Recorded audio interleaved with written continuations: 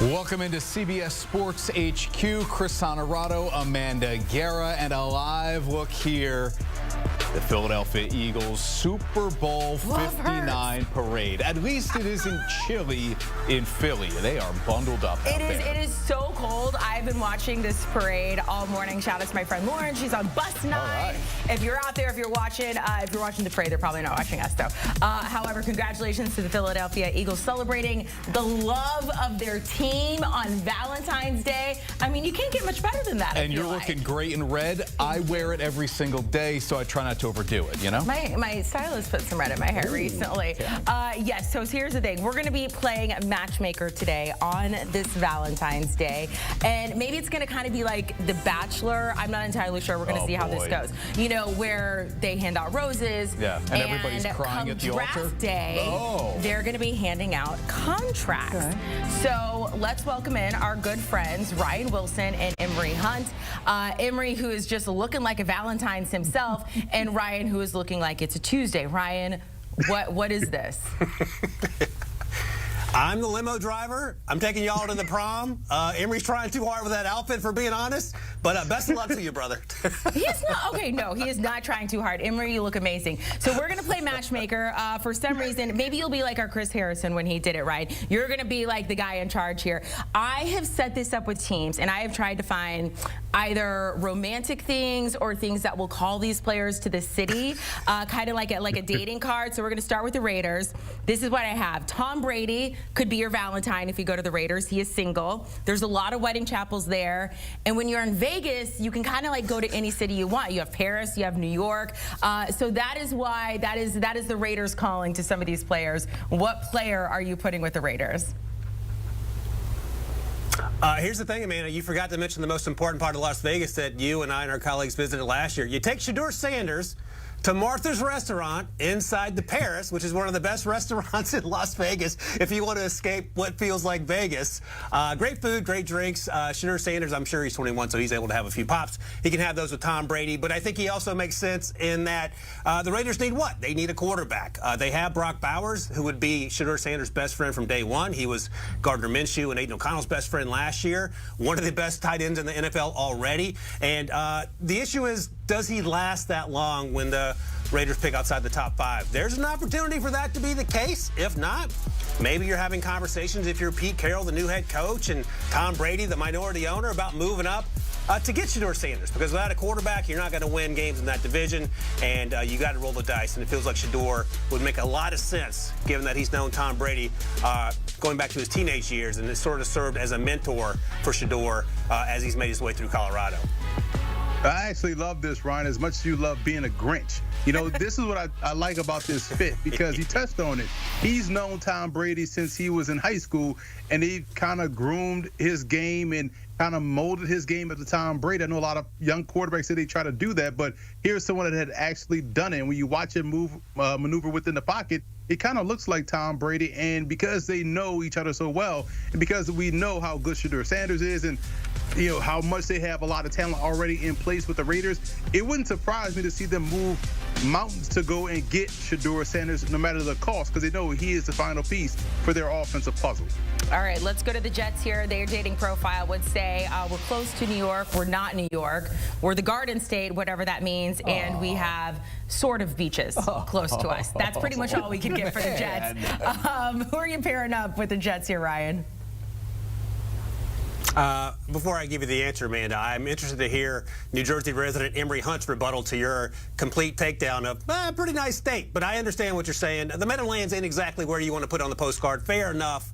The Jets got to play there no matter what. So what makes them better? Well, they need a quarterback. But in this instance, I did them one better on the other side of the ball, the defensive side of the ball. I went with Mason Graham, who is as easy a prospect to grade as there will be in this draft class. He feels a lot like Aiden Hutchinson was a few years ago coming out. They play different positions, but you watch him and you go, oh, yeah, I see why that works. I see why you would take him with a top 5 pick. And I think Mason Graham has a chance to go as high as number 2 overall if the Browns don't take a quarterback. But I have him going to the Jets here because I love the idea of him lining up next to Quinnen Williams, play in and play out. They have some young edge rushers. They're going to get Jermaine Johnson back, who suffered an injury this year as another edge rusher, former first-round pick. And they're going to get after it in Aaron Glenn's new defense, the new head coach. He won't be calling plays on defense, but he'll bring that mentality that he had in Detroit. So Mason Graham feels like an absolute layup of a pick. It's a pick that you make as a new GM, Darren Muji, where you go to bed at night feeling great about what you did, and then you look forward to tackling the rest of the draft. First of all, Amanda, the biggest selling point here is that there's no sales tax on clothes. These outfits ain't cheap. So with no sales tax, you can rack up. That's the best thing about New Jersey. Is that where you got your flour, like for a discount, Emory? Or you were like, I'm going to buy this huge flour because there's no tax on it? No tax on it, always looking for deals, and I can always look outside my window, see what's going on in New York City, and decide not to go over there if I don't want to. So it benefits you being here in the Garden State. But for your pick, Ryan, I actually love it, man. You build it inside out. Because I was thinking quarterback, maybe they're a little bit too far. Maybe cornerback to team up with Sauce Gardner if you don't re-sign DJ Reed or whatnot. But, man, talk about Quentin Williams and Mason Graham, along with those young edge rushers. That front seven would be ferocious for the New York Jets. And again, if you're stout along the line of scrimmage within the point of attack, and knowing Aaron Glenn and how he wants to build this thing, that Mason Graham pick will be a home run. All right, next team we're going to look at is the Panthers here. This one wasn't so difficult to come up with the dating profile because Charlotte is actually a top 5 ranked city in the United States to live. I decided everybody looks good in blue and black, like universal good colors on everyone. It's not yellow, it's not orange. And Emory, this goes with you, movies have been filmed there. Bull Durham, Talladega Nights, in the Hunger Games. And Ryan earlier said you looked like President Snow from the Hunger Games. Isn't that right, Ryan? I've called him much worse than that, so I'm sure he appreciates me at least giving him a break in that sense. But in terms of the fit here, I don't know if this young man's going to be available because the Panthers currently pick 8th because Bryce Young got red hot at the end of the season. I just want to put that in there because Bryce took a lot of heat last year. But if, by the grace of God, in Emory's outfit, Travis Hunter is still there, you got to take Travis Hunter because he's a 2-for-1 deal. He's the best player in this draft class. He's the top person on my board. The only reason he gets pushed down is because of quarterbacks, offensive linemen, and maybe players like Mason Graham or even an Abdul Carter, who's an edge rusher. But he is a guy who comes in right away and is going to play cornerback, and he'll be cornerback 1A opposite J.C. Horn, who's, when healthy, a really good player. And then he's going to be wide receiver 1 when you line him over there. They have Xavier Legette, who flashed as a rookie. You get him some help. You have Jatavian Sanders, who you drafted out of Texas at tight end. He's coming in year 2. And suddenly this offense, now that the offensive line has been shored up a little bit, Amanda, starts to take shape in a division that's annually, year in and year out, wide open. So if Travis Hunter is there, this is a no-brainer for me, Emory. Listen, I might leave this segment and go to my tax-free tailor to find me a Carolina blue or teal sports coat or full-fledged three-piece suit just because I can't here in New Jersey. But, Ryan, listen, when you get a guy like Travis Hunter who can do it on both ends of the field, offense and defense, I know why you did it, because Chris Gamble went there out of Ohio State, who also played on both sides of the ball. But Travis Hunter is already one of your best receivers, already is your, let's say, second best corner, or let's say 1B to J.C. Horn if he can stay healthy. But they have tremendous talent in Bryce Young, who has that confidence back.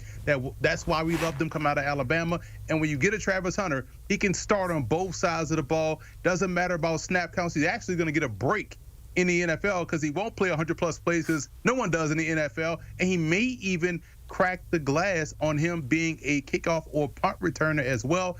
This is going to be a star for Carolina if it does happen in the draft. You're not President Snow, Emory. You're this character. May the odds be in your favor. That's the flower you have on you right now, on your chest instead of your head. But you are giving Hunger Game vibes, so that's good. Another team we're going to take a look at, we just have a couple more here. Let's go with the Bears. Somebody in our newsroom came up with this. I love it. You can get a mani-pedi day with Caleb Williams. You have deep dish pizza, other pizza if you don't like it, and Midwest vibes. Who are we pairing up here with the Bears? So a year ago, at pick 9, Amanda, they took Rome Odunze after taking Caleb Williams first overall, and no one pushed back on that pick because Rome Odunze was absolutely amazing at Washington alongside Michael Penix Jr. Had a rough go in terms of transitioning, not entirely his fault because Matt Eberflus caused some issues as the head coach, and the offense was up and down, and Caleb was sort of feeling his way. This time around, they're just going to help Caleb out in another way. They're going to get an offensive lineman, Kelvin Banks Jr., left tackle, out of Texas. He is my offensive tackle 1, but I have him slipping this far only because if the Patriots go this position at pick 4, they'll take someone like Will Campbell, who's a little better established to start day 1.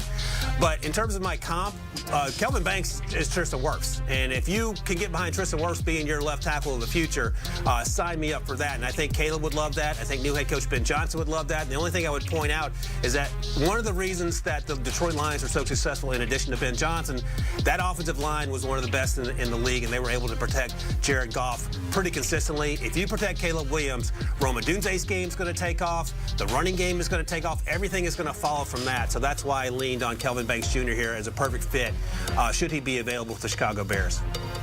And our own Joe Musso can take him to a game at Wrigley Field to show him all around Chicago, give him all the good ins and outs of where to go eat some good deep dish pizza. But I love it here too as well. I have no qualms with what you're doing right now throughout the course of this matchmaker segment, Ryan, because they need offensive line help. He is one of the better ones in the country. And the more you build around Caleb Williams to give him more time in the pocket to where he can showcase that live arm deep down the field with those receiving targets that he has, is going to make this Bears offense even more dangerous, more so than what we expected coming into last season. This year, we expect the Bears to be a lot like what we thought they were going to be going into 2024. You just made me hungry for a Chicago dog, Emory, because that's what I think of when I think of Wrigley. Let's go to the Cowboys here. They were once called America's team. I don't even know if you can call them that anymore. There's no state income tax. And you could be the new star in town. Like, they shipped off Luka. Everybody on the Stars is old. The Rangers are whatever. And you don't really have a star on the Cowboys, Ryan. You haven't gone off this pick in a while. And I do like it for the Cowboys. Hey, yeah, by the way, man, you went to Oklahoma. You're from Texas. I don't know this. Are you a Cowboys fan? I can't say on air because then I make people in Dallas really upset. Oh, okay. Well, that answer means no. So she's not a Cowboys fan, Emory. We got that part. So either way, whether you are a Cowboys fan or we have to go with Haley Sutton, our other colleague who is, in fact, not afraid to admit that she's a Cowboys fan on air, I went with Ashton Jeanty, the running back out of Boise State. And this is in honor of Emory Hunt, former running back, who for some reason doesn't love Ashton Jeanty as much as I do, but that's okay. This guy has some juice. And Amanda, you and I have talked several times about whether he's going to be 5'6" or 5'7.5". I don't care how tall or short he is because he is absolutely electric with the ball. And after what Jerry Jones has done to this fan base with the getting rid of Mike McCarthy and the Brian Schottenheimer and the late night of Friday a few weeks ago, I think this re-energizes a fan base that desperately needs to feel good about something. And Ashton Jeanty has a lot of feel-good moments from his season a year ago for Boise State. Couple of things. As a suave, debonair guy that was on this network once compared his game to Emmitt Smith, I am not surprised you have him going to Dallas. And number two, at the Super Bowl, I stand a tall 5'9". I walk past him, and he stands about a good 5'8". So we got the measurements good right there. So he is tall enough to ride the ride in Dallas. But the only question I have about this one, Ryan, is whether or not you can get someone just as good, maybe in round 2, but also address a need in round 1. We know they can't stop the run, but yes, they do need a tailback. They probably could double down on tailback in this draft. They could do that. So I can get why you did it. I just wanted to ask you, do you find as though, well, we can get a defensive player that can help the run game out, or the run defense out in maybe the later rounds? Two things, Amanda. Yeah, Emory makes a good point. You could go defense here all day long. Number two, Emory on no planet in the galaxy is 5'9" inches tall. Yeah. Oh, wait, you called Emory out? He said I'm not 5'9". Emory ain't 5'9". He got on Columbia broadcast station and lied to America. I am a 5'9" running back on the nose. Ryan, just because you're angry, first of all, I've been around Emory. He is 5'9", and Ashton Jeanty is not 5'8". Let's go to our final team here. We got the Broncos. Their dating card, and by the way, this is our 6th road. We're at half a dozen. You can get Mile High. They have outdoor activities and a very haunted and scary airport with lots of conspiracy theories that will keep you entertained. I also dislike that airport. Okay, how about that? I got to spend more time in the Denver airport, it sounds like. I don't know if you can get Mile High in the Denver airport, but that's a conversation for another time. Right outside. To get, okay, there you go. question answered. Tyler Warren, heads up, just right outside the airport. You can do whatever your heart desires as long as it's legal, and it is legal in the state of Colorado. No one had a better season at the tight end position, and at many other positions for that matter, than Tyler Warren for Penn State.